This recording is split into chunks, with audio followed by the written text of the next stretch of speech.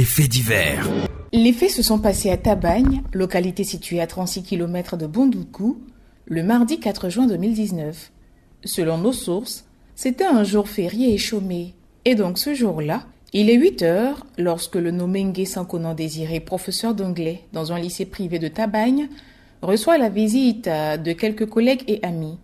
Aïe François, professeur de maths, Kwasinda, gendarme et son épouse, et Kwadjo Jean-Michel, professeur d'espagnol.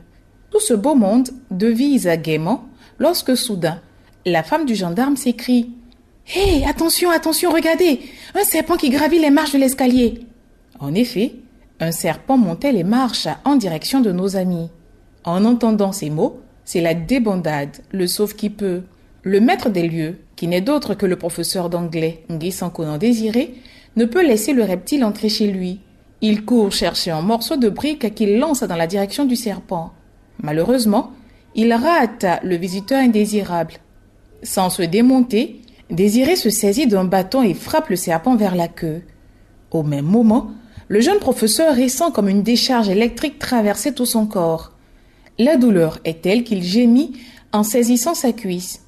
« Ma cuisse droite est cassée. » À ses collègues de répondre « Oh, peureux là, c'est ta comédie. » Désiré a juste le temps de prendre appui sur les 2 bâtons de la porte que ses amis accourent pour faire l'amer constat. Transporté d'urgence au centre de santé pour les premiers soins, Désiré est évacué ensuite à Atram, village situé à 7 km de Tabagne, chez Dr Conan, un praticien reconnu dans la région pour en venir à bout des fractures. Après 3 mois de soins, Désiré est totalement rétabli. Selon nos sources, si le bâton avait atteint la tête du serpent, c'est le crâne de Désiré qui aurait pris un coup et le pire serait arrivé. Autre chose, malgré tous les coups reçus, le serpent bougeait toujours. Les hommes ont donc décidé de le jeter au feu, mais contre toute attente, le reptile n'a pas brûlé, au contraire. Il est devenu raide comme s'il sortait d'un bocal de formol. Quel est ce serpent qui grimpe les marches d'escalier? Quel est ce serpent qu'on frappe et qui transfère ses fractures au propriétaire de la maison? Quel est ce serpent qui ne brûle pas au feu?